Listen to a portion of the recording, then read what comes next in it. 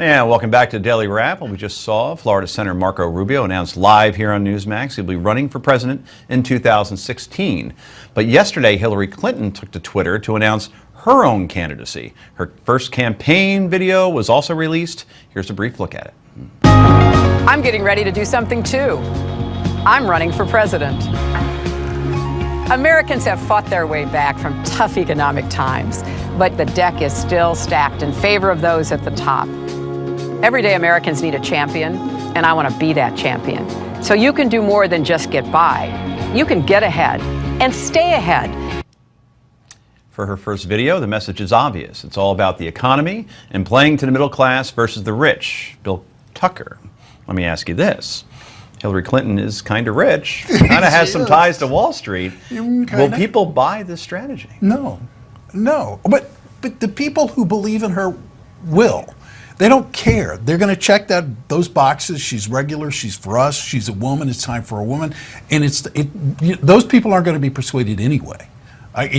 She needs to branch out beyond the choir and try to preach to the rest of the congregation if she's going to go further. Heather, were you surprised that, it talked about, being the grandma and it was a lot of biographical stuff, but I didn't see anything regarding remotely around policy besides we want to make your life better and for the middle class, nothing. More or less. We saw nothing, and I wasn't surprised because we haven't, it's a complaint we've all had at this table from up until today, but you would think that as she's starting, you'd hear some verbs, some action words, some plan, as opposed to just, well, this is who I am and this is who you are. It was a lot of check marks. We've got the gay couple, we've got the Hispanic people, we've got the single mom. Let's check all of our check marks, but nothing about a plan for the future. Interesting. Rick, Chuck Todd gave the rollout an A. Yeah. Said exactly what Heather just said, checked off all the boxes that appeal to Democrats. Were you impressed? Were you expecting something different? Well, I got to say, the best description I've heard, my very conservative friend Andrew Wilkow of the Wilkow Majority on Radio said to me today that he thought it was the best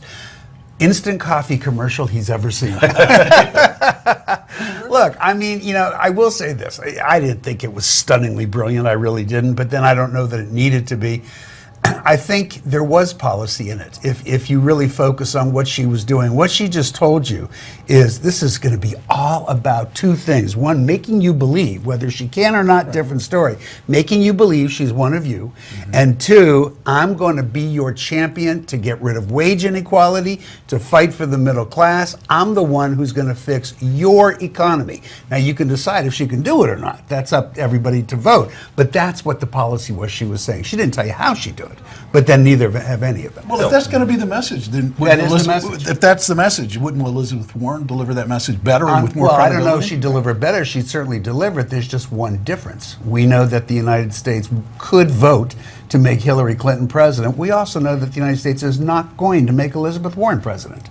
But you think that the fact that she didn't even mention foreign policy is not going to hurt her in the long run? No, I think not given the nature of it. This election is going to have more of a focus on foreign policy than we've seen in a long but time. You and don't she's have got to do a lot to list. deal with as far as her time in the State Department and trying to step away from our president's policies. Yeah, she'll get there. Can you imagine she's not going to talk about it? That would be pretty silly. Well, she's going to have to talk about it at some point. You can say a lot of things about Hillary. Stupid's usually not one of them. Well, she avoids things. She avoids things. A past Secretary of State won't be avoiding foreign policy. I'll make that point right now. She's going to have to avoid parts of it, most definitely. I was just surprised how sloppy this thing came out. And I'm talking from a media perspective. It's supposed to come out at high noon, and everybody was waiting by their Twitter feeds to see it come out at high noon.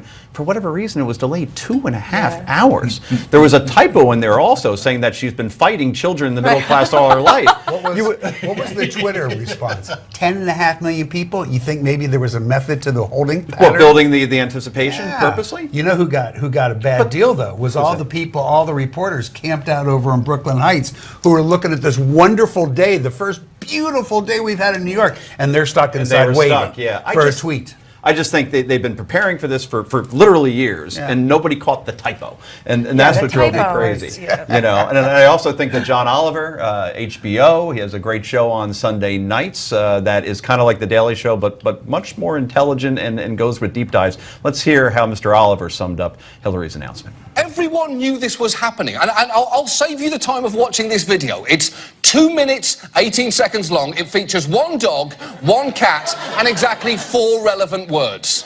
I'm running for president. That's it. There is nothing else to see and nothing else to talk about. You know what I want to ask you guys? And I'm going to put you on the spot, and we only have like 30 seconds, so you have to have a one-word answer here. Who is her vice president? Rick? Heather? You know, yeah, go ahead. Think about it. I'm right there with you. I mean, I think a lot of people would like to see Elizabeth Warren, but that on that side, but that's not going to happen. O'Malley? Depends on how. Billy, you've had enough time to think about it? Maybe O'Malley. No, because Maryland's not going to be an issue. The person who probably makes the most sense if she gets in trouble in the polling in Virginia, Webb, who's from Virginia. Okay, and we leave it there. Sorry to put you guys in the spot, but no one talks about that. And we Yeah. always talk about other vice presidential possibilities. Anyway, it's potluck time. We come back on the Daily Wrap, only on Newsmax.